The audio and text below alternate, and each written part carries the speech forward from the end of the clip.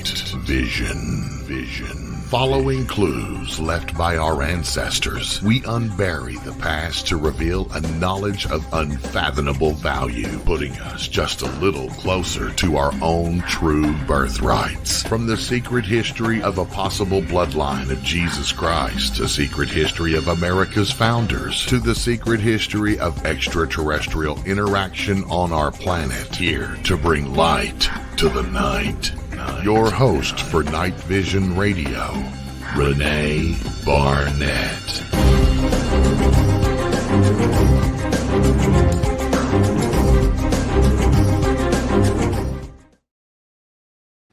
Hey everyone, hope you're well. So glad that you could be here with us this evening. I've got a really exciting show for you, and I know it's not going to disappoint. I've been really ramping up for this show all week. It's interesting. I happen to, as you guys, a lot of you know, probably most of you don't know, I was the managing editor for UFO magazine for a number of years back in the 90s. And so I was pretty steeped in that UFO research. But I was watching one of my new favorite YouTube channels the other day. It's a woman down in Australia, and I'm going to put her YouTube channels up that are going to scroll across. Her YouTube channels are Ellie Dreams Down Under and The Universe Always Wins. And she's really knowledgeable, and she's just such a good mix of sort of down-to-earthness, level-headedness, and spirituality. I really like that. I feel like she has her feet firmly planted on the ground, but yet she doesn't shy away from matters of spirituality, consciousness, and that sort of thing. So if any of you guys are into that, or tarot cards, you might want to check out Ellie. But when I was watching her the other day, someone had written in to her show, The Universe Always Wins, asking a question about a gentleman named James E. McDonald. And as the story unfolded, I realized that this was a huge, huge story in the history of UFO research that I didn't even know. I wasn't aware of it. So what did I do? I called an expert. And so that's who I have on tonight with me. He is my friend. He's the host of Dark Matters right here on KGRADB. And he is Don Ecker. Thank you, Don. Hey, Renee, great to see you. And before we get started, you promised me a makeup girl was going to stop up here. She never showed up. She's on her way. I swear. You live out there in those canyons. Nobody can find you. So. By purpose, yes. Exactly. I know what you mean. But yeah, I was so surprised that this was such a huge story. I mean, obviously, I could just tell by what it was, because it was about an atmospheric physicist back in the 60s who witnessed a UFO, began looking into it, and started to find out that there was a lot of not only misinformation out there that was being put out deliberately, but also just ignorance of the subject, purposeful ignorance of the subject by the military. Or feigned ignorance. Yes, or feigned ignorance. And that looking at the reports from Blue Book and from the Air Force and other places, he said that the really interesting cases didn't even show up in those reports. The interesting cases that he kind of dug out. And so, but I'm going to let you tell the story of James McDonald, as you did to me on the phone. And it's so interesting because he ended up in a very mysterious way that kind of stinks to the high heavens, if you want my opinion. But well, Dr. McDonald was a genuine, amazing man. He was not only in academia, but many of his peers regarded him as a turncoat because he publicly was willing to examine this phenomena of unidentified flying objects that basically at that time, Renee, were filling the skies over the United States. Okay. Many amazing incidents and encounters. If you just look at the history at that period of time. Now, McDonald was roundly attacked, especially by the skeptical community. Okay. Now, he certainly had allies, people like Ivan Sanderson, another name drug from the dim past today. Okay. A lot of people that have recently entered this field with an interest are probably, and very unfortunately, absolutely ignorant of what went on 50 and 60 years ago. And in order to have a firm foothold on what a lot of this is, it goes so far and above simply seeing lights in the sky or occasional landings or stories that have basically surfaced, no pun intended, from the Navy chasing USOs, unidentified submersible objects. This is, it goes far above and beyond that. And I might add in passing, there's more than one or even two explanations on what this phenomena might actually be. But that being said, McDonald started publicly appearing. He went out, he interviewed hundreds and hundreds of witnesses in hundreds of cases that today are virtually unknown. He was an atmospheric physicist from the University of Arizona, which gave him that shtick that so many people, okay, that were chasing the phenomenon then didn't have, his academic background. And McDonald was also doing contract work for the various military, U.S. military groups and organizations like the Navy. Now, in a very famous incident, probably one of the top skeptical debunkers at that time was a guy you and I knew, Philip Class.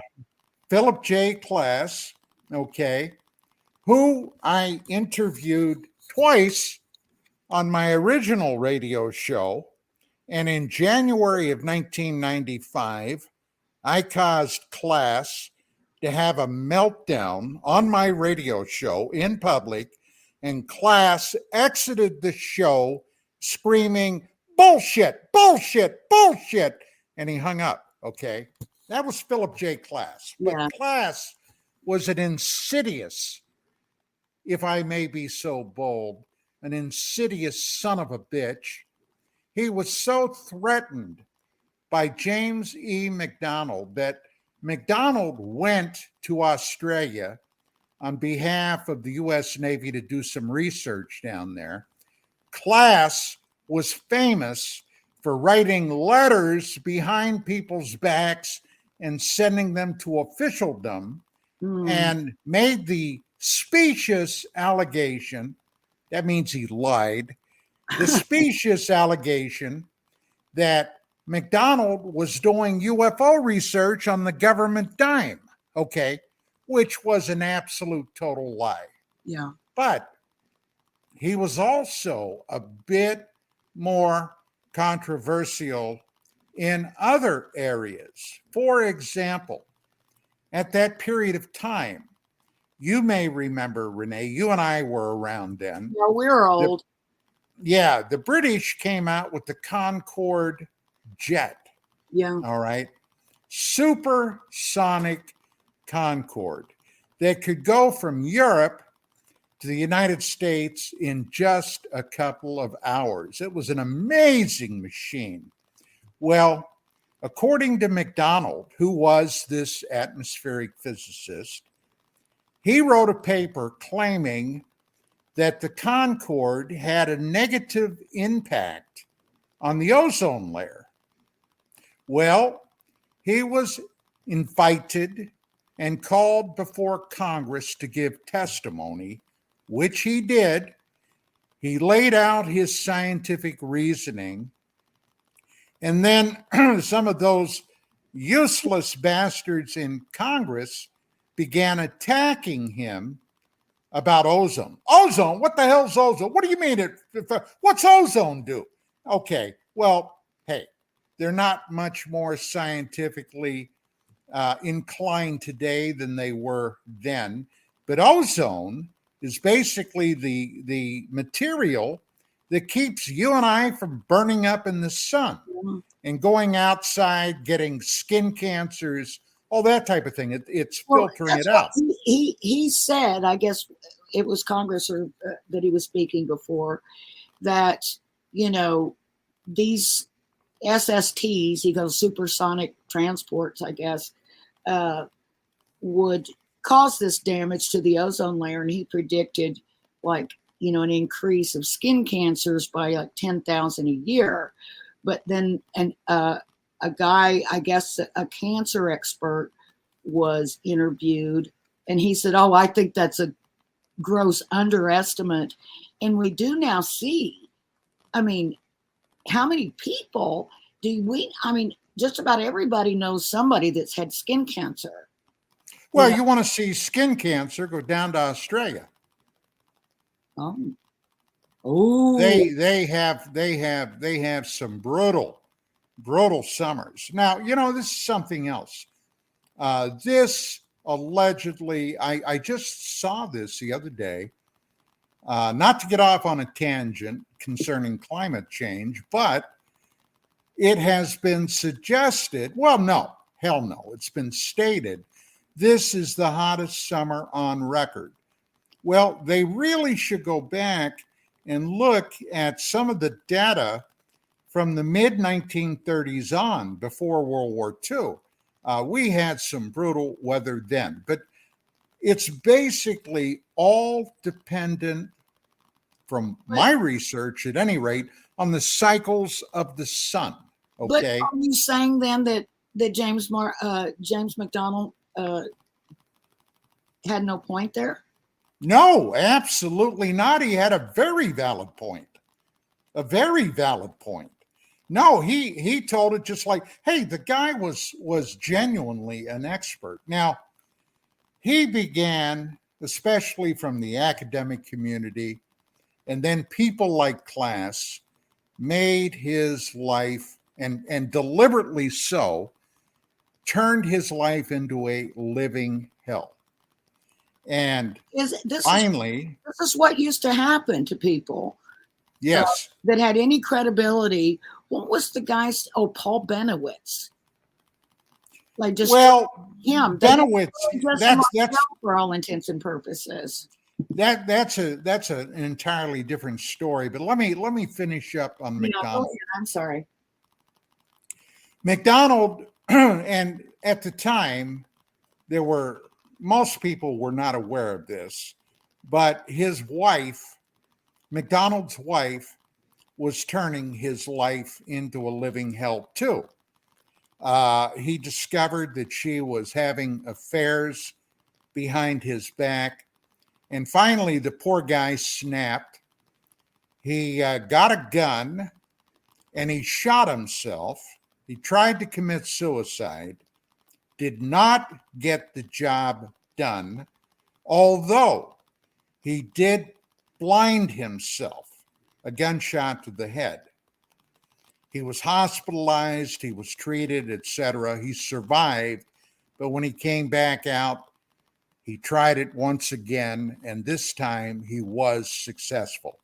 He committed suicide dead on arrival in 1971, and we truly lost a strong credentialed proponent of the overall UFO phenomenon. It was a tragedy. It was just really a bad thing. Shots when he was in the desert, or was it just one? I'm sorry? Wasn't he found with 2 gunshots, or is that just? I'm only aware of the second attempt. I'm only aware of 1 gunshot. Okay. But I wasn't there. It said he escaped, and then they find him in the desert with a note beside him, a .38 revolver beside him, and dead from a gunshot wound. How does a blind man escape? Number one, get a gun, get out to the desert, shoot himself. How did he write the note? I mean, well, unfortunately, I was in Vietnam then. Okay, I wasn't there. I don't know. But am I being Ann Truffle? You knew Ann Truffle. Oh yeah. Tujunga Canyon Contacts author. Yeah. Ann Truffle wrote a book, which I have here. It's been years since I've read it, but it was all about James McDonald. She was very close friends and a colleague of James McDonald. And she laid a tremendous amount of information out in that book, Renee. So you might want to, that's something you might want to check out, with your interest in this. What, do you know the title of it? I mean, I'm sure I can find it. I'll just look up all Ann Truffle's books. I'm getting old. My memory is slipping. Okay. I don't recall the title. Too, it's usually things from recent. Usually, like if somebody brings something up from 100 years ago, I can usually remember it for something. Yeah. Yeah, I got so much crap floating around in there, Yeah. Ask my wife. She'll tell you. Oh, believe me, I have. You have no idea.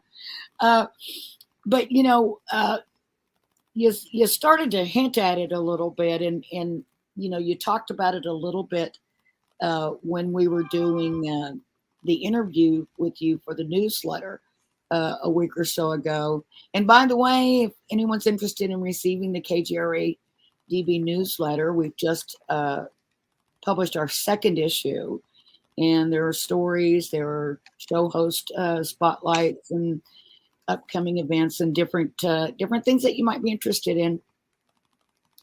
So just all you have to do is sign up for the mailing list or become a member. And if you do become a member, let me get that on the screen. There's how you go, live.kgrdb.com, promo code VISION for your monthly membership. So, please don't forget the code, because then they'll know I have at least 1 viewer. That would be wonderful. Yeah, one.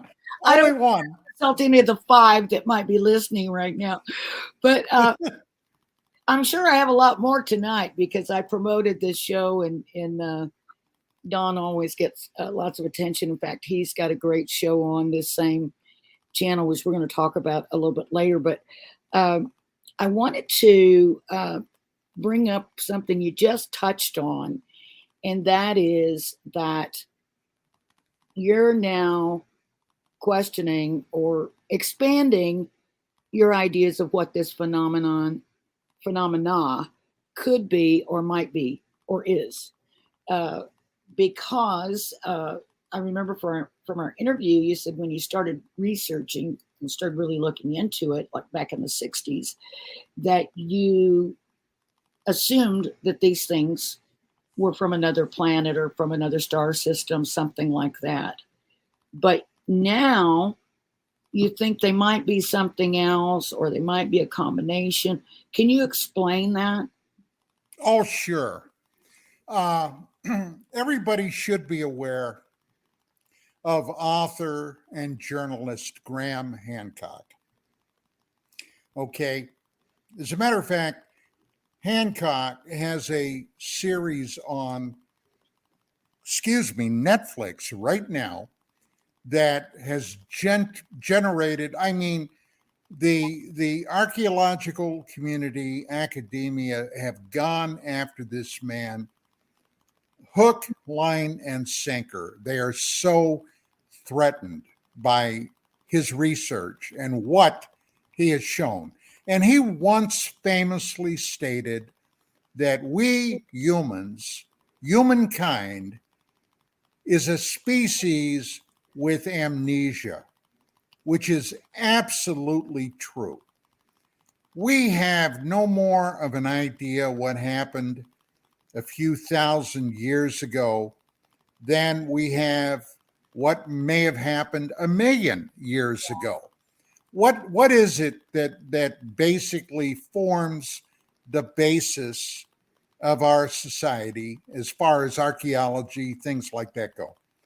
Well, fossilized remains, the ruins of ancient cities, and then every once in a while, something like Göbekli Tepe pop up. Yes. Okay. Now, when I first became interested, I had an amazing UFO sighting in December of 1966. I was with some friends. We were on a hunting trip. It was the first day of deer season where I come from, originally in Pennsylvania. That was like Christmas, Easter, and Halloween all rolled up together.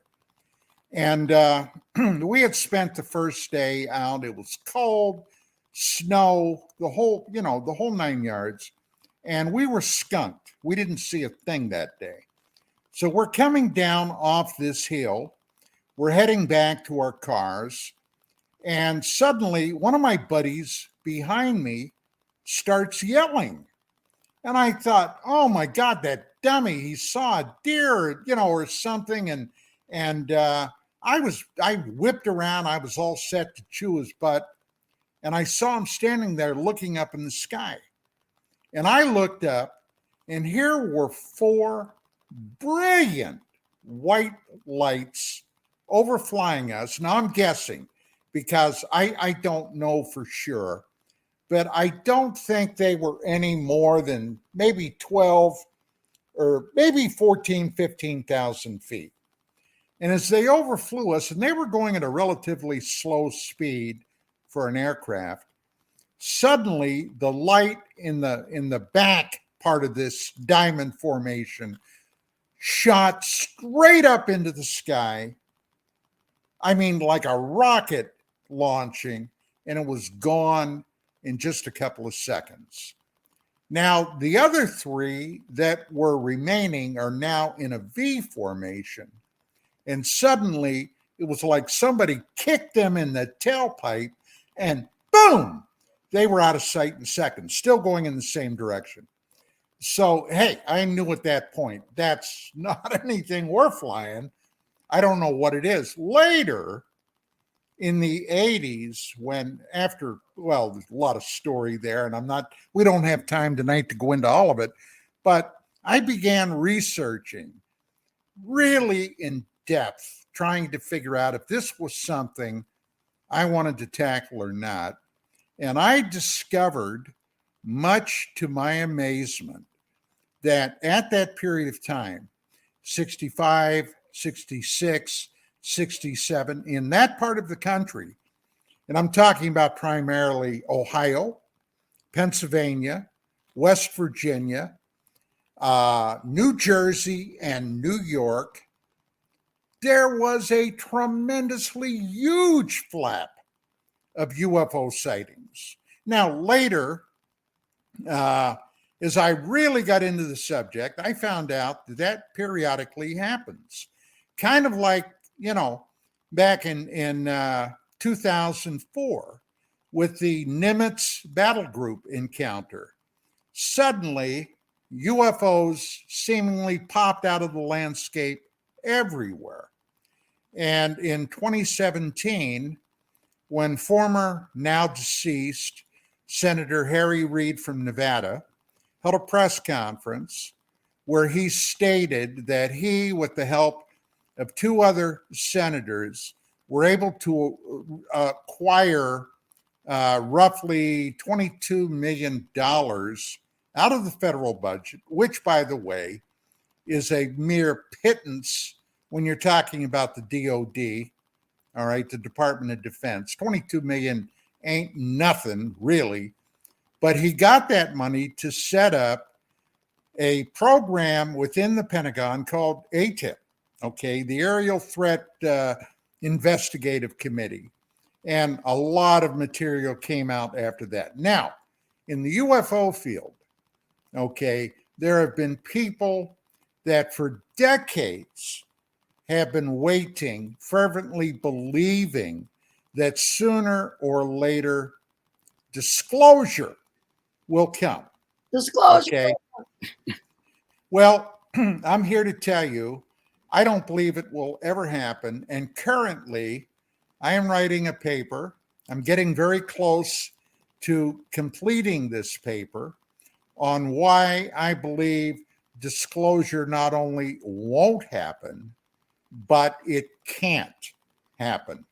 And I expect to garner some slings and arrows when I release this thing, but we'll see. We'll see what happens. You've never been one to shy away from that. Don, I think what you're talking about and what you're going to be addressing in that paper, if I'm not mistaken, is the reason they can't is because of this so-called core secret. That's correct. That is correct. And are you speculating on what that core secret is? I am. In the paper. In the paper. And as a matter of fact, my very close friend and confidant, Dr. John Brandenburg, just recently, like a few days ago, sent me an analysis of something that occurred in 2014, okay, that he just spent an inordinate amount of time analyzing. And this is going to figure very prominently into my final conclusions. But yes, there is a core secret, but more importantly, this core secret is encompassed within something called a SAP, SAP, which stands for a Special Access Program. Now, with that being said, that sounds like a lot of government gobbledygook, doesn't it? Yeah. A Special Access Program means under federal statute. Where except in a skiff, right? I'm sorry? Does that mean it can't be discussed anywhere except in a skiff among people who have specific... Even acknowledging that you have information that there is a secret program, but it's protected by an SAP, by federal statute, you cannot even acknowledge that you're aware of that, because that would lead to more gobbledygook, okay, a failure, basically a failure of the process, and you're eligible for a 10 and 10 sentence, 10 years in a federal pokey with a fine, okay. Of course, if you're a government employee, you would be stripped of all your benefits, your pay, etc. if you have a secret clearance, and you would have to have at least a top secret clearance to even know about anything like that. That would also be stripped from you. So they've got you coming and going. But yes, Yes, this is what I am speculating that it's all about. Then, okay.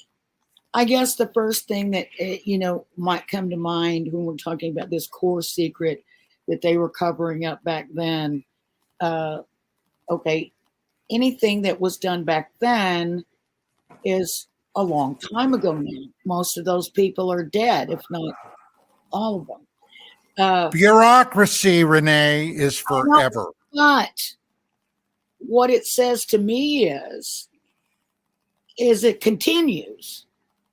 Because why would we still need to be protecting that old secret or those old people? To me, it's somebody still covering their own behind. Look, we are thinking within our own time frame. Okay. 70, 80 years ago, when World War II was going on, and then the Roswell thing happened, and all the attendant stuff after that. That's not even in cosmic time an eye blink. And that's not to suggest that what I think might be happening, okay, what I think is very possibly happening would have an earth-shattering effect on all the people on planet Earth if they found out that this was the real Megillah, the real McCoy, okay? And that's always been the secret fear, one of the secret fears going back to 1947. Look.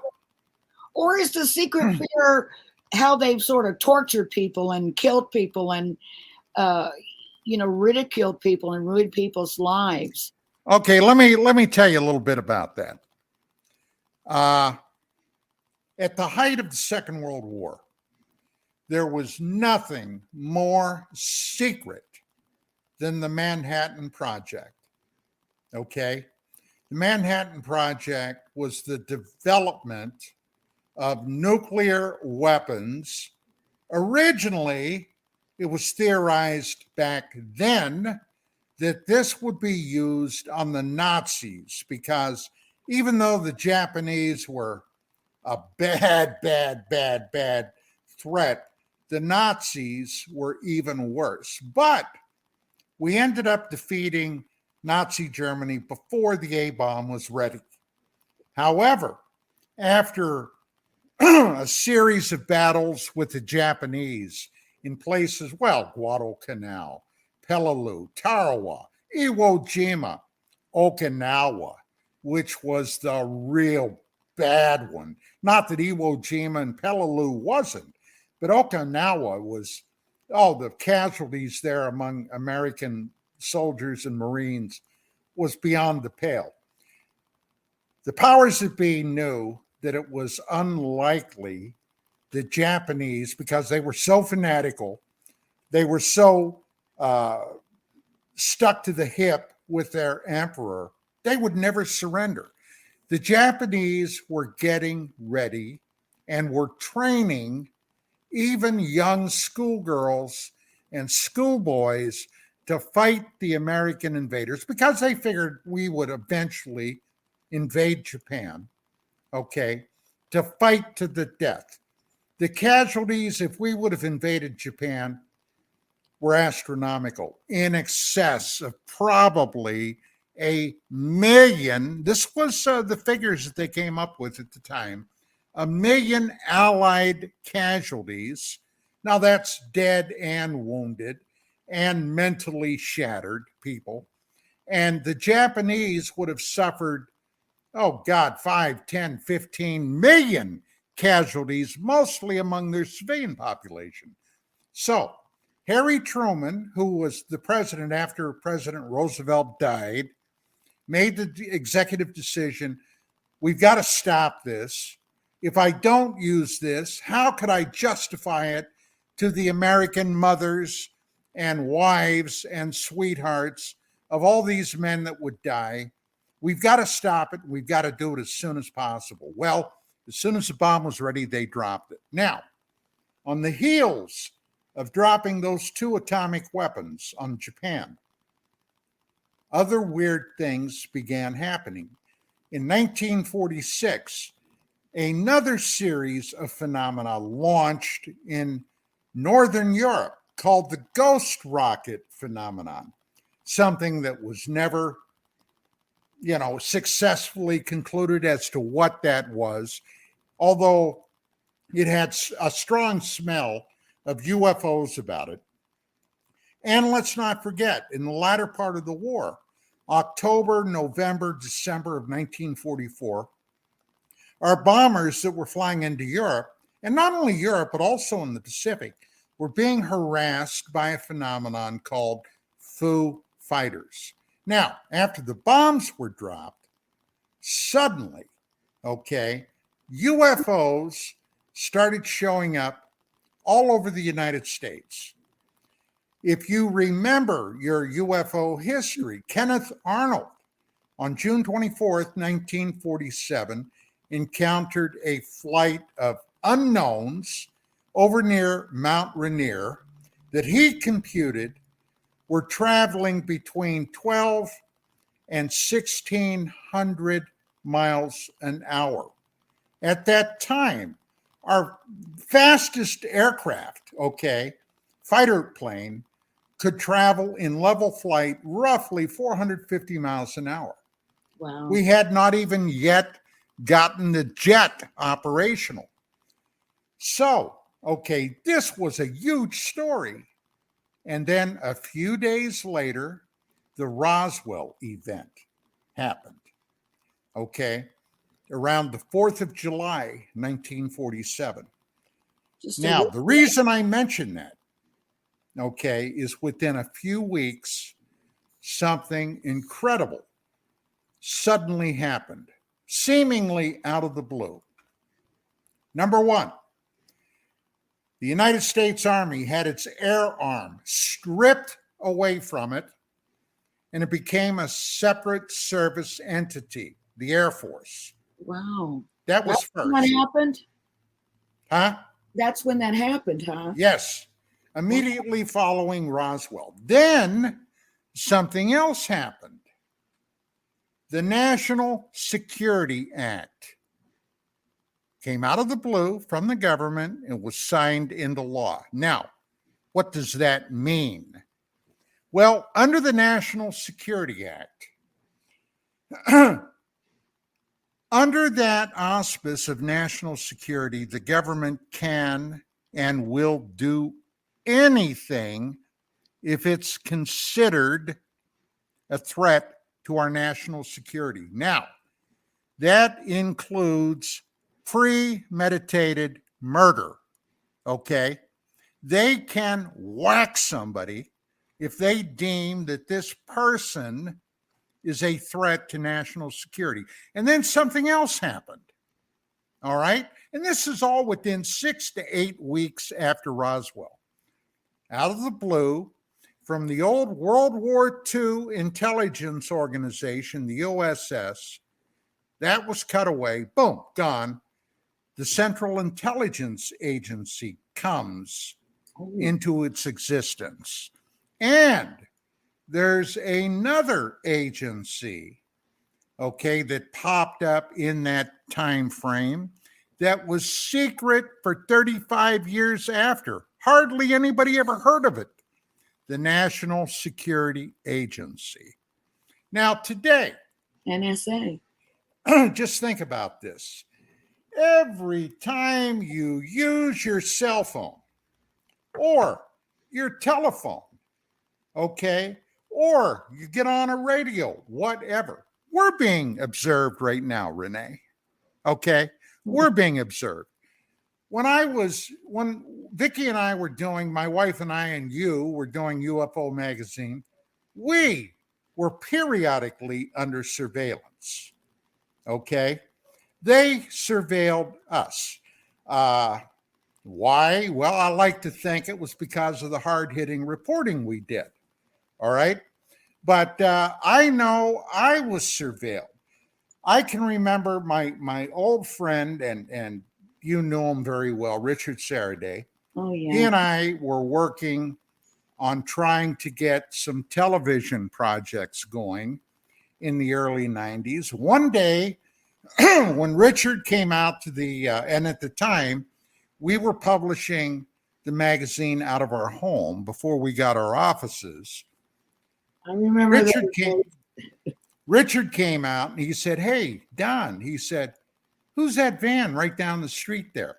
He said, "I've seen those guys. There's two guys in it, and I've seen them there before." And I looked out and I said, "Oh, I think there are government handlers." I said, "Wait a minute. I've never done this. I've thought about it. I made a joke about it. I'm going to take my coffee pot out and see if they'd like a cup of coffee." I got the coffee pot and I went out the front door, through the gate, down to the sidewalk. They saw me coming and they fired that van up and took off. Oh, yeah. But hey, it's just part of the world we live in today. It's really crazy, though. I mean, it sounds very icky.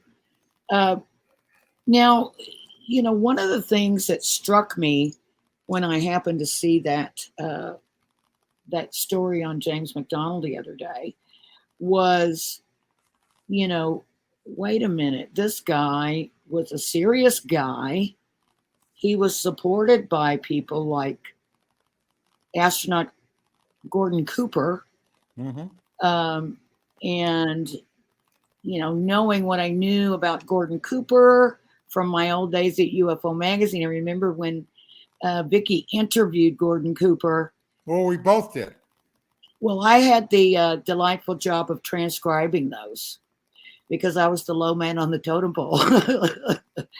But I got to listen to all of it, unedited and in full. And it was really, really interesting what the colonel had to say. But it brought to mind, and speaking of disclosure or not disclosure, those congressional hearings that we just saw recently. Mm-hmm. And I was kind of thinking, oh, this is great. Congress is sitting there. They seem to be speaking seriously about the matter. Everyone's in agreement on both sides, which never happens, that we should be making this more transparent. While at the same time, none of it was made transparent in that meeting. They were offered to discuss it in a skiff, but we still didn't get to hear that. But it wasn't just that, because I would assume that they would want to go over the information and then, release what they felt appropriate, whatever. But it was the idea that something just seemed contrived. Okay, first of all, the fact that they had permission from the government to speak. Why? Well, we've always been told there were actually several factions within the government. If you go all the way back to the very early days of UFO research, public UFO research, with people like Major Donald Kehoe of NICAP. Kehoe was into this up to his eyebrows. Kehoe was pushing that big rock up the hill, trying to get the Congress interested that this, in fact, was a potential threat to national security. There were millions of people around, well, especially the United States, that thought something was going on then. But in those days, the 50s primarily, and of course the late 40s, by and large, the public trusted what came out of the mouths of the government officials and spokespeople. Okay? It wasn't until the JFK assassination when it became very transparent. These people were talking out of both sides of their mouth. It wasn't until the Gulf of Tonkin incident and then Vietnam growing from a small counterinsurgency operation to practically full-scale war. Okay. It wasn't until after Watergate happened. And I mean, I could go on and on and on and on. Let's not forget Jimmy Carter, who won the election in 75-76 from Gerald Ford. After Nixon was forced to resign, Ford took over. Yeah. Ford might have won, but he did something that the American public never forgave him for. He pardoned Nixon. Okay. So Carter ended up becoming president. Now, Carter was formerly the governor, okay, of the state of Georgia. Carter publicly admitted that he had a UFO sighting. And he famously stated that if I become president, I'm going to open the files on what these UFOs are. Well, it never happened. Now, when we were doing my first radio show, Renee, UFOs Tonight at the Cable Radio Network, one night I had been, before this night, I had been contacted by somebody in law enforcement that had a friend on the Secret Service detail. And this is what was told to me. Okay. So this is at best secondhand information, but that Carter had allegedly received some type of briefing about UFOs. And at the end of that briefing, he left that meeting crying in tears. And famously, he never publicly ever mentioned UFOs after that. So, what could it have been that made him cry? The core secret. I don't know. Who knows? The core secret is that it's got to be something horrible. It's got to be something evil. Yeah. Now, look, you knew I was friends with Ingo Swann. Oh, the man that designed the protocols for the Stargate project. Total genius. He was one of the most gifted psychics at the time in the world prior to him passing away. And we had a very fascinating dinner over in Burbank one night. He was out here on the West Coast. He lived in New York. He was out here on the West Coast. He had family out here. And they had gotten in touch and said, would you like to have dinner? And oh my God, yeah. Because I had a lot of questions to ask Ingo about penetration. Yeah. Penetration. Okay. Ingo Swann, guys, look it up. And he was the guy that came down from New York to see me give a talk on lunar phenomena when I was invited back to Bordentown, New Jersey. Okay. That's where I met him and we became friends. Well, Swann told me during that course of that dinner that evening, a very famous incident where he had been tasked by an ultra secret black, apparently intelligence agency, okay, to do a remote viewing program, or to do a remote viewing situation for them. And it ended up Ingo remotely viewed as he was shocked when he realized what it was, the moon. But not the moon, the side of the moon that faces us, the side that we never see. Okay. Yeah. And Ingo, in this remote viewing session, saw what could only be a base of some type on the rear of the moon. Now, the scary thing was, okay, as he was sitting back here on planet Earth doing this remote viewing session, and he's watching, there were humanoids outside under some type of a dome working in the lunar dust.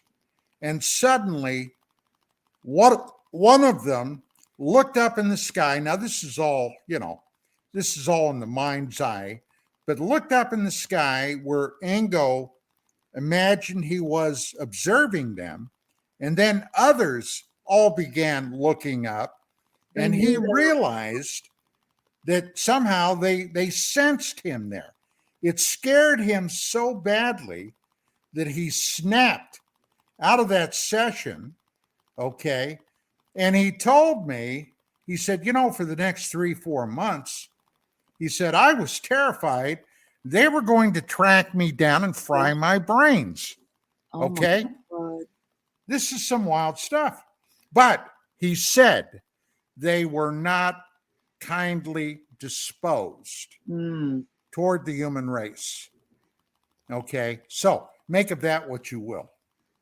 Wow. Well, speaking of psychics, I know you've got a show coming up. Don hosts Dark Matters along with his team on Mondays. Is it so it's at 7 p.m. Eastern, right, Don? Yeah, 4 p.m. Pacific, 4 to 6. 4 p.m. Pacific, yeah. So you want to talk about your next, or is she she's not your next guest, though, No, right? no. Monday I have Commander Cobra. Oh, right. That's going to be good. And incidentally, Monday is the anniversary of the 9/11 attacks. So we're going to be discussing that, among other things. Also, this current chaos about disclosure, because Cobra is very, very interested in. The guy was a military pilot. Okay, he worked in some black projects. I mean, this is not just anybody off the beaten path. This guy has some insight. But yeah, you're talking about Ms. Heather Besser. Yes, I am. Who will be joining me on the 25th of this month of September. And then on October 30th, the day before Halloween. Now, for any of you that know me or my background, I was a cop. I was a detective. I am by nature pretty hard-nosed and pretty skeptical. Yep. But a week ago tonight, okay, I had something happen through Renee. Renee introduced me to this woman, and I had my world rocked. That's the only thing I can say. I had it rocked. As a matter of fact, before tonight's show, Renee and I were discussing that. And even Renee was rocked because she was right there. I don't know how much I want to go into that, Renee, tonight. Yeah. But let's just suffice it to say, Heather's a friend of mine. We're doing some work together, doing some tours together and things like that. And I don't even know how we ended up, Dawn, getting you hooked up with her, but we did. You and I were. Well, it came through my past, through you once again, association with another woman. Oh, right. Psychic Rebecca Fearing. Psychic medium. That's right. So I said, hey, you got to meet this lady. And so we got her on the phone with us. She's so fun and she's so down to earth. I just love that. Like the lady I was talking about at the top of the show. I love that combination of someone who's got their feet firmly planted, but yet they're open to whatever there is out there to learn and to know and be. And she really blew my socks off the first time I spoke with her. She's a medium. She's a psychic medium. And basically what she does is she just relays messages. from the other side. Well, let me just say this. There was one, I guess I have to call it an entity that showed up when I was talking to Heather, who I had served with in Vietnam. And he had died, 8 or 10 years ago. Okay. And you could have knocked me out of my chair using a feather. All right. When she gave me his name and what he had to say, it was shocking beyond belief. So, Yep. And just for those of you guys who have any worries or doubts, our pets are just waiting for us. So I'm sure Don will share some of that when he talks with Heather on his show on the 25th and on the Halloween special.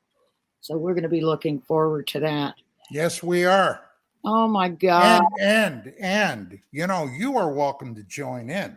Oh, well, I'll be there with bells on. If whether I'm invited or not, I might just show up. That's what I do. But yeah, no, I would love to. She's got some amazing talent, and I'd love to help showcase it with you. That'd be fun. But it looks like we're down to the wire once again. You got to get another hour on there, girl. You know what? I used to do another hour, and I cut it down to an hour, but I was thinking about that earlier and thinking this show could have definitely called for 2 hours. So that just means you got to come back. Well, all you got to do is say, "Hey, Don." And yep. I'll be there. What I do. All right, guys. Thank you, everyone, for joining us. Hope you have a wonderful week coming up.